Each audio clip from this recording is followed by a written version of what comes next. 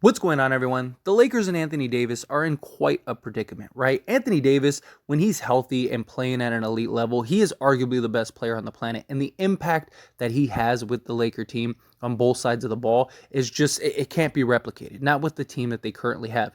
Their defense is basically non existent, and they go from a non existent defense to an actual real defense when Anthony Davis is on the court.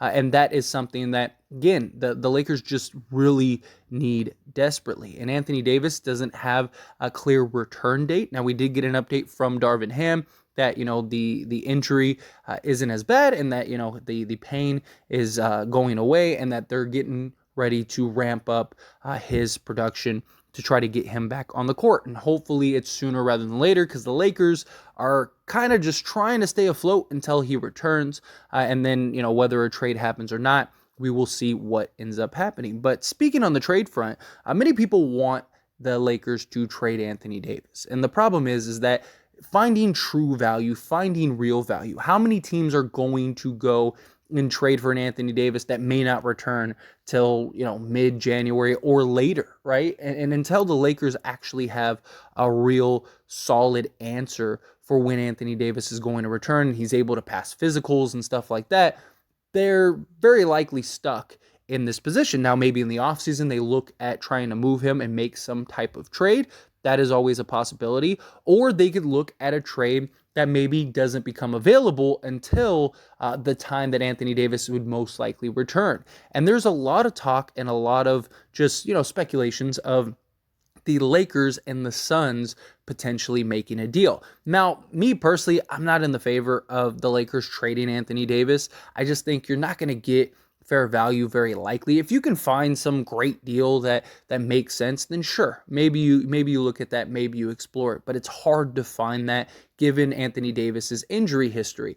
But maybe there is a team like the Phoenix Suns that would take the chance on Anthony Davis because they're sort of in win now mode, and they're in a kind of a weird position as well, right? So if you could swap Ayton and Anthony Davis, it could be beneficial to both teams, right? The Phoenix Suns, they're kind of in a bit of a panic mode, in a free fall themselves. They were running wild last season, end up falling short the year after being in the NBA Finals, which, again, they ended up falling short. And this season was just started off with a bunch of controversy and a bunch of just drama with Ayton and, what's going on with him. He doesn't want to be there. They don't seem to really want him. A fresh start for Ayton would be great. I do think that DeAndre Ayton could give you more production than what he gets with the Phoenix Suns, just given the team that Phoenix has, as well as the type of offensive sets that they run, right? I think Ayton, if he's kind of more a focal point, I think he could provide and produce so much more. He has a pretty nice shot. He's shooting reasonable from like the mid-range around, I believe it's like 46%, something like that. And then from three-point range, he's shooting like close to 40%, but it's a small sample size, right? He's not shooting several a game. It's just kind of sporadic here and there. But nonetheless, he's a guy that you could dump the ball down to and go get you easy buckets. So that could make sense, right? And he's younger, a guy that could very well be a focal point and a option for you going on, not just now, but in the future, right? Anthony Davis with the Phoenix Suns, that is just a real game changer for them, right? Especially with the team that has Chris Paul, Devin Booker, guys like that, they're trying to win a championship like today. And so if they could get a guy like Anthony Davis, it could make sense. And now there is a lot of talk of, Anthony Davis for DeAndre Ayton and Jay Crowder. Now, the concern I have with that is, one, I just don't think that that's enough value. Yes, the Phoenix Suns, based on like the rumored conversations that people are having, is that the Lakers would also receive 3 first-round picks. Even then, I still don't think that's enough. You're trading Ayton and 3 firsts for Anthony Davis. Again, yes, he's injury prone, but so is Ayton. Like, he's not as injury prone as Anthony Davis, but he misses quite a bit of games as well. So that's kind of a wash. And Ayton isn't arguably, even at his elite level, like when he's having his best games, are nowhere near the production that Anthony Davis has, especially on both sides of the ball. Not that Ayton is a slouch on the defensive end, but still, still, he's not Anthony Davis. He's young. He's got, just kind of these mood swings at times, it seems like, and just kind of can be a bit of a drama. Granted, that could just be because he's with the Phoenix Suns, right? So there are some cons when it comes to DeAndre Ayton, right? You're not getting some like great elite center that's young that could be, the face of the league at some point. No, it's nothing like that, right? Anthony Davis, we know when he is locked in and when he's healthy, he is arguably the best player on the planet. So you need more than just DeAndre Ayton and Jay Crowder. Not just that, but Jay Crowder, is he a guy that you really want long-term, right? I mean, yeah, he's expiring contracts, so maybe you get some salary space, but again, what are you getting in the offseason? And then on top of that, LeBron and Crowder's relationship is not a very good one, right? They have history together. So is that something that LeBron would want?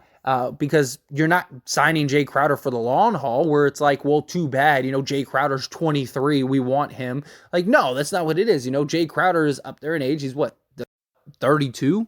Jay Crowder isn't some young spring chicken. Granted, he's not old, right? I mean, 32 is still prime for most players. So he's a guy that, could play several more years, but he's more of a vet guy, a guy that doesn't really solve or move the needle in any way. So if you're the Lakers, you got to get Cam Johnson, right? Like if you're doing this trade, you're getting Cam Johnson and you're getting Ayton for Anthony Davis along with the picks, right? Like that's what you have to get. You have to get those pieces, right? Ayton, again, is a hit or miss type guy, right? Like he's a guy that can give you production, but there is a lot of concerns with DeAndre Ayton. And Anthony Davis makes the Suns the best team in the league. Hands down. I mean, they're already one of the best teams in the league when everyone's healthy and everything's going well. You add Anthony Davis, like, good luck. That team is terrifying, right? And if you're the Lakers, you need pieces that not only help now, but also help for the future and going forward. And if you're trading Anthony Davis to the West, like that's something you got to keep in mind as well. It's one thing to like send him to like a Chicago or something like that. Like you probably aren't going to see him unless, they end up making the finals and you make the finals, right?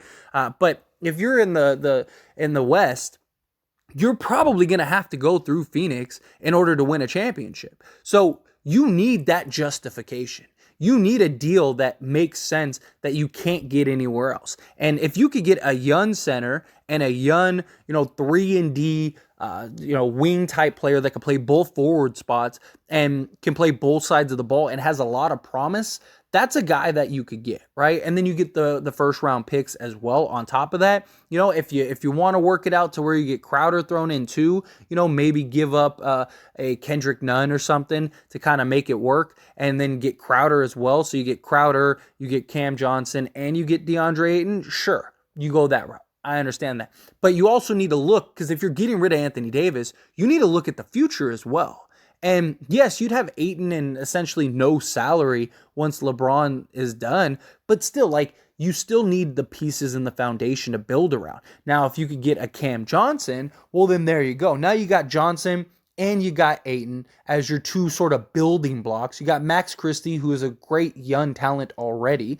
Defensively, he's great defensively. And so that you have like this core, right? If you keep Reeves, then you got Reeves. You got this nice little core of youth and talent that can grow. And then you also have the cap space and you have all those picks and assets now that you can then go and maybe make a trade, make a move, do what you need to do to kind of put around these guys. Or you could just full on go win now and go do something for LeBron James. But you have to get Cam Johnson. If Cam Johnson isn't in the deal, you're hanging up the phone, in my opinion. Like, and that's something that I really haven't seen people talk about. It's all kind of just been the same, like Ayton and Crowder. But like, if you're the Lakers, like Crowder, if you're trading Anthony Davis, like Crowder is kind of like, it doesn't do anything. It doesn't help you because, Ayton isn't the defender that Anthony Davis is. And yes, Crowder can be solid, but he's not that 3-and-D guy. So you need the justification for trading Anthony Davis. And I think if you get Cam Johnson, you do it. Now, again, if you're the Phoenix Suns, you don't think Phoenix would give up Cam Johnson in order to get Anthony Davis? Of course they would. You would have Booker, Chris Paul, Bridges, and Anthony Davis Again, they're already one of the best teams in the league. You add Anthony Davis, and if he's healthy, you're probably winning a championship. And if the Phoenix Suns, who have never won a championship, by the way, if they win a championship, well, then everything was justified. Who cares? And Chris Paul's only getting older, right? So if you're the Phoenix Suns, this is a no-brainer. You give up the first because the firsts are going to be completely irrelevant, right? Like the firsts are going to be, the 30th pick. So you don't care about your first round picks, right? And then on top of that, you don't want Ayton to begin with. You were going to get rid of Ayton in the offseason. The only thing is that, the Indiana Pacers ended up calling your bluff and he went and signed a contract and you couldn't just let him go for nothing. So you had to match him. So for you, you're unloading a guy that you don't really want, that doesn't really want to be there, that has a bunch of drama and issues and is getting in arguments with the coach and various players. And there's all the talks and reports of him just being a bad locker room guy and all that stuff. You ship that out, right? And then on top of that, you're giving up Cam Johnson, who, that hurts a little bit, but it's not the be all end all. It's not like Cam Johnson is the guy that's going to be the deciding factor and you winning. You get Anthony Davis, who is, again, if he's playing at an elite level, is arguably the best player on the planet. So now you have, at worst, let's say, a top 5 talent on your team to put next to Devin Booker, Chris Paul, and Mikal Bridges. Come on. That's the best team in the league if everyone's healthy and everyone's good to go. And imagine Chris Paul and Anthony Davis. Be terrifying. I mean, seriously, think of how much Anthony Davis dominates and benefits from LeBron and Russell Westbrook, especially Russell Westbrook and Russell Westbrook's playmaking. He's not Chris Paul. I love Russ. Russ, I think, is done just a fantastic job kind of trying to buy into the role. Is he perfect? No, but he's done his best. And I really like what I've seen from him on the playmaking side. But this is Chris Paul we're talking about. Arguably the best playmaker ever. And just, the point guard, all that stuff. You have Chris Paul to kind of put this all together with Anthony Davis, Devin Booker, and Bridges. You'd have one of, if not the best defenses in the league. And on top of that, you'd probably have one of, if not the best offensive in the league. And you good luck. How do you beat this team? Good luck trying to beat this team, right? I mean, the floor, you have everything because you can't double team anybody, right? Because you have 4 guys on the court that at any time could just go off. And the Phoenix Suns would still have depth. They'd still have guys, and if you're the Phoenix Suns, I would not imagine a world where the Phoenix Suns allow Cam Johnson to be the deciding factor for Anthony Davis, right? They were willing to give up whatever they had to. I mean, they were willing to give up Bridges to go get Kevin Durant, right? So you're telling me they're not willing to give up Cam Johnson to get Anthony Davis? Of course they would. So if you're the Phoenix Suns, you're doing that deal. You're giving up the 3 firsts. You're giving up Cam Johnson. If they want Crowder, sure, take Crowder. We'll take, Patrick Beverly or Kendrick Nunn or whatever, because we're probably just going to get rid of them, buy them out, whatever. But now we got Anthony Davis for at least the next couple years, Chris Paul, Devin, but you're very likely, if everyone can stay healthy, you're probably coming out of the West at the least this season, and you have a very good shot at winning the championship. Seriously, because, Anthony Davis is the ultimate mismatch, and there's not a single team in the West that can guard and stop and slow down Anthony Davis if he's playing at an elite level. So if you're the Phoenix Suns, this is a home run, no-brainer for you. And then if you're the Lakers, again, you got LeBron James, you got Cam Johnson who can play both forward spots, you got Ayton, right? That is a nice young core that can help now, that can help for the future, right? Ayton is on the court more than Anthony Davis is. Yes, he does miss games, things like that. Yes, there are concerns with him being a locker room guy and just being dramatic. But one, you have LeBron James on the team who's going to, be able to kind of steer him right and keep him in line. On top of that, who knows how much of it is just him in Phoenix and he doesn't want to be there. Would he want to be in LA? Sure, of course he would. Why wouldn't he want to be in LA and be a huge focal point in LA? He does also have veto power this season. So that is something that you have to keep in mind, but I don't see him vetoing a trade to the Lakers, right? He was going to go sign with Indiana. I'm sure he would sign with the Lakers, and then you go get the Lakers, and all is right. Or maybe you work out a deal to go get Miles Turner if Miles Turner doesn't sign a contract. But personally, I would probably take Ayton. I'd rather, if I'm the Lakers, I'd probably rather have Ayton. I'm sure some people would feel otherwise and maybe want Miles Turner. I just think Ayton, he's younger, and just the upside and the offensive output, I think, is greater. I think he's more skilled offensively. Yeah, he's not the shot blocker that Miles Turner is, but I just think Ayton has a lot more potential and a lot more still that he can get done and improve. And I think he'd really benefit by kind of playing that Anthony Davis role where he's kind of more of a focal point. I think he's a guy that could easily get you, 25 to 30 a game. So I think that helps you get a legit 3-and-D sizable young wing that the Lakers have coveted and needed desperately the last few years. If you can add Jay Crowder to the deal, then that gets you 2 wings. So that's even better. And beyond all of that, you'd still have Patrick Beverley, Kendrick Nunn, and Russell Westbrook. Now, obviously, if you get Jay Crowder, you're probably throwing in Kendrick Nunn or something like that. So then you'd have Beverley and Russ. But let's say you don't take Crowder. Let's say it's just Ayton, Ayton, Cam Johnson, and then you have the 3 first-round picks. So now you got those 3 firsts, you have your 2 firsts. So now you have 5 firsts total with Russell Westbrook, Patrick Beverley, and Kendrick Nunn. You absolutely could make some deals and make some moves now at that point. So, I mean, if you're the Lakers, that's probably the best position you could be in. Because now you could go, if you wanted to, go get a Bojan Bogdanovic, right? And give up an unprotected first. Okay, here's your first, right? Maybe go and do the Hornets deal and go get a PJ Washington, Terry Rozier, Kelly Oubre, just go get everything from them, and give them, 2 firsts if they want, whatever it takes.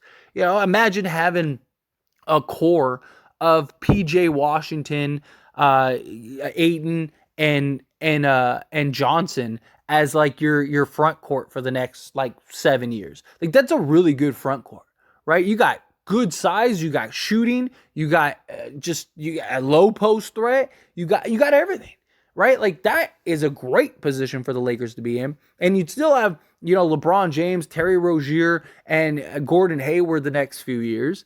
And then plus all the other pieces, Austin Reeves, Walker, guys like that. And then you could go flip another deal. And you could probably still, when all is said and done, end up keeping your 29 pick, right? Like that's a great spot for the Lakers to be in.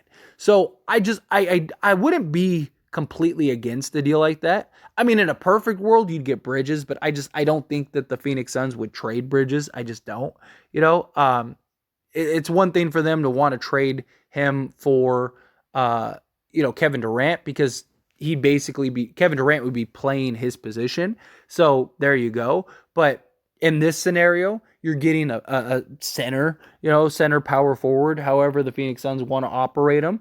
So that becomes a little different. So it makes sense. Okay, we'll get rid of Cam Johnson. Got Bridges. You got Davis. You got Chris Paul. And you got Devin Booker. There you go, right? Like that's the best team in the league. Best team in the league.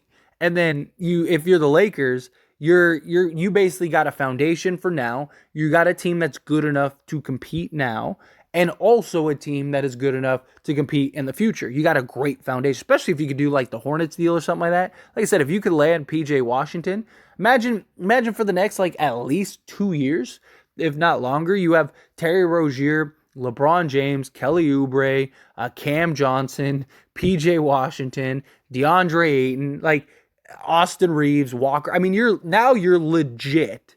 You're legit 8 to 10 guys deep. And you have size, you have shooting, you have, playmaking, you have a legit center, and you have youth. All the guys are young enough to be. I mean, even Terry Rozier is 28? So, you have a nice foundation and core for the next several years. So, you're going to be a really good team for the next several years. And now, Anthony Davis, that might be tough to swallow, but you're in a good position now. And again, I don't see the Phoenix Suns saying, no, we're keeping Cam Johnson. You can keep Anthony Davis. I just don't. Like if they have an opportunity to get Anthony Davis, they'll go get Anthony Davis, right? Like they'll give up Ayton and Johnson to go get Anthony Davis. They'll give up the 3 firsts, and they're very likely will be rewarded with a championship. And the Lakers, they will be in a position that not only helps and is probably deeper and better as a team, so LeBron can actually, try to compete. You never know. You get something fall the right way. Anthony Davis ends up, getting hurt again or something, which wouldn't be out of the realm of possibility. Or Chris Paul goes down or something, which again wouldn't be out of the realm of possibility. And now if you're the Lakers, you're right there. Maybe you could squeeze out, win a championship or two before LeBron rides off into the sunset. If not, at least you're the Lakers. You have a foundation, and you have a foundation long enough to where, by the time the 27th and 29th pick comes, you still have a good enough team. And now maybe you could go attract that other star or two or make a trade or do whatever, right? So I just think if you're the Lakers, you got to get Johnson. You get Ayton, you get Johnson, and you pull off a deal like that. But anyway, as always, is a discussion, so I want to hear from you. Let me know your thoughts and opinions down in the comments section below. What do you think? Would you do this deal? Would you not do this deal? Do you agree? Like, yeah, you have to get Johnson. You have to. Or do you think, no, they're not going to give up Johnson? Again, I personally just don't see that being the deciding factor, right? I just don't see the Phoenix Suns going, no, we'll pass on Anthony Davis if if it means having to give up Johnson. I just don't see it. I mean, even if you have to take one less pick, say you do Ayton and Johnson and 2 firsts instead of a 3rd first. Okay, fine. Do that. But I think the Phoenix Suns would give up 3 firsts, Johnson and Ayton, because they're not going to care about the first. You're getting Anthony Davis. You're the best team in the league. You're probably you're at worst, your top 5 offense, top 5 defense. So what more could you ask for? And you're probably the best team, if not the best team in the league. But again, love to hear your thoughts and opinions. Let me know down in the comment section below.